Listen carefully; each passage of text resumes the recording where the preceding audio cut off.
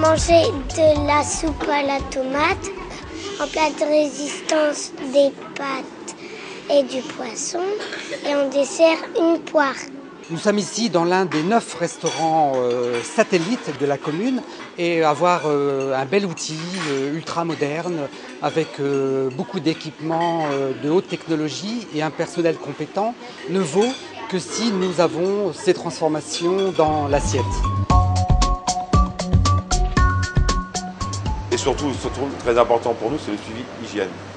Parce qu'il faut savoir que les repas sont fabriqués ici en ville centrale, mais sont redistribués dans des satellites. Et ça, c'est très important de savoir qu'ici, nous avons un suivi du début jusqu'à la fin. Nous avons une traçabilité. Il y a eu des grosses évolutions, puisque nous avons une nouvelle cuisine centrale. On a multiplié la surface par 5. Donc aujourd'hui, nous avons vraiment un bâtiment conçu pour fabriquer 900 repas par jour. Pour les scolaires, et on fait 30 à 40 repas pour les repas à domicile. Ils sont servis et qui sont livrés pour les personnes qui ont plus de 65 ans, ou personnes handicapées, ou des gens qui ont été hospitalisés. Et le temps de se remettre de leur hospitalisation, on leur livre des repas à domicile. On travaille avec une société de restauration, on appelle ça une assistance technique, ce qui nous permet d'acheter nos produits par le biais de cette société, qui permet d'avoir des tarifs intéressants, des bons produits. On peut travailler des produits régionaux grâce à ces gens-là. Et cette société nous permet aussi d'avoir une diététicienne qui contrôle tous nos menus. Donc voilà, ce qui est pour un parent, je pense, important de savoir, c'est qu'ici, nous avons tous ces suivis. C'est vrai, il y a 2 choix de ville importants auxquels nous tenons. Le premier, c'est d'offrir un repas équilibré à partir des 5 composantes. C'est une entrée, chaude ou froide. C'est un plat principal, viande, œuf ou poisson, assorti des légumes. C'est enfin un fromage ou un produit laitier. Et la 5e composante, c'est un dessert, fruits de saison par exemple, ou pâtisserie. Et nous recherchons aujourd'hui à ce qu'au moins une fois par semaine, nous ayons un composant bio. Le 2e choix de ville important, c'est de permettre à l'enfant et à sa famille de choisir le matin même s'il déjeune le midi ou pas. Pour ça, on a l'envoi 2 mois précédents de tous les menus au jour le jour, et on a aussi la possibilité sur Internet d'aller voir ce que sera le menu du jour. Le matin même, l'enfant, avec sa famille, choisit de déjeuner ou pas, peut-être en fonction du menu qu'on lui propose. Le vrai service, mais qui est un pari, c'est de considérer qu'une telle technologie, qu'une équipe et qu'un matériel compétent permettent effectivement au quotidien de trouver cette qualité et cette variété attendue. Et donc le pari, c'est comment un équipement comme celui-là, ultra moderne, puisse finalement trouver son compte dans l'assiette. Et donc c'est un pari au quotidien, mais de longue haleine.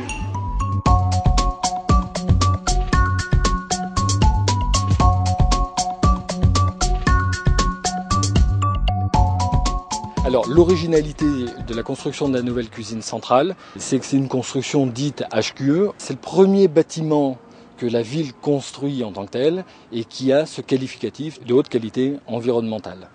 Et ça rentre dans une politique que nous mettons en place au niveau de la ville depuis quelques temps, qui est une vue un peu plus globale du développement durable. Alors, un bâtiment HQE, c'est un bâtiment qui va reprendre un certain nombre de cibles, comme par exemple la recherche de valorisation de l'énergie produite.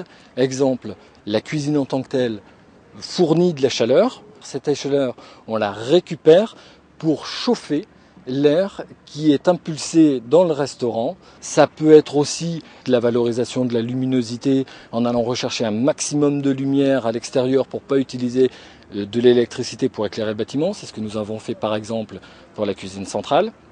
C'est aussi ça, une qualité de vie meilleure au quotidien et demain aussi. C'est aussi une qualité esthétique. L'écoquartier de la Pique qui chante, c'est aussi une intégration paysagère des constructions. La ville de Wattignies et le groupe GHI se sont engagés dans un projet de construction de 270 logements qui démarre par une première phase de 90 appartements locatifs sociaux. Cette opération s'insère dans une politique globale d'aménagement de la ville, conçue de manière à offrir un urbanisme de qualité, à garantir une plus grande mixité sociale, tout en respectant les préoccupations environnementales. Je peux pas faire mieux. Alors ce projet développe très clairement l'idée d'une ville nature. C'est d'ailleurs comme ça qu'on avait nommé notre projet au stade du concours. On avait évoqué le fait d'avoir plus de nature et moins de voitures. Donc sur plusieurs points, c'est un projet qui se veut écologique. On a plus de densité, c'est-à-dire qu'on construit plus de logements sur moins de surface que ce qui se fait habituellement. Et puis on a moins de présence de la voiture, on développe plus les transports à pied, cycle ou avec le réseau de la ligne à haut niveau de service qui est sur le boulevard. Et puis bien évidemment la performance énergétique du bâtiment, c'est-à-dire une facture énergétique divisée par 4 sur ce qui se faisait habituellement. C'est tous ces attachements sur comment bien penser la nature et la ville et comment surtout créer un quartier où il fait bon vivre, où les habitants habitent à la fois le centre-ville mais n'ont pas les désagréments d'un centre-ville classique où la voiture pollue l'ensemble de l'espace et où on recherche tout le temps un morceau d'espace vert pour s'arrêter, pour faire jouer les enfants et discuter avec les voisins. Voilà, tous ces lieux qui sont importants dans la ville et qu'on a du mal à retrouver dans la ville existante aujourd'hui. Il est très rare de tomber sur des maires qui ont le courage d'accepter un projet aussi ambitieux et de porter et d'accepter une architecture actuelle et contemporaine. Trop souvent, on est dans des collectivités où le maire a un petit peu peur de ce qu'il va faire exécuter sur sa commune. Il a peur de son électorat et donc manque un peu d'audace. Ici, Monsieur Plus a plutôt exigé et favorisé cette audace pour fabriquer une ville durable et une ville qui est moins démonstrative, mais en tous les cas vraiment plus écologique.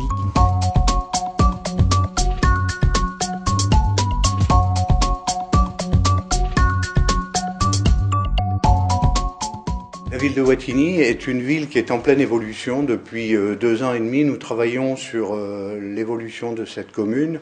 Nous avons eu le plaisir d'inaugurer l'EHPAD qui aujourd'hui compte 64 lits, avec 10 lits pour les gens qui ont la maladie d'Alzheimer et le reste pour des personnes dépendantes. Il faut savoir que ça a été un partenariat étroit entre l'hôpital de Seclin et les élus chargés de l'urbanisme au niveau de la ville pour respecter l'environnement du quartier. Derrière ça, vous avez pu voir aussi notre nouvelle cuisine centrale, qui est une cuisine avec un label BBC, c'est-à-dire basse consommation. Ce label, nous l'avons obtenu grâce au financement du Conseil général à hauteur de 210 000 €, qui représente un effort important de la part du partenaire, et d'un financement de l'État à la hauteur de 190 000 €. Donc la ville s'investit aujourd'hui sur des nouvelles technologies, c'est-à-dire les immeubles à basse consommation, et en même temps tout ce qui est écoquartier. Donc je pense que la ville de Wattignies n'arrêtera pas, pour la bonne raison, c'est qu'on est dans la même logique que notre maire précédent, Robert Delefosse, qui était notre maire honoraire et qui a travaillé pendant 30 ans pour que la ville de Wattignies soit ce qu'elle est aujourd'hui, c'est-à-dire une ville agréable, verdoyante et accessible à tout le monde.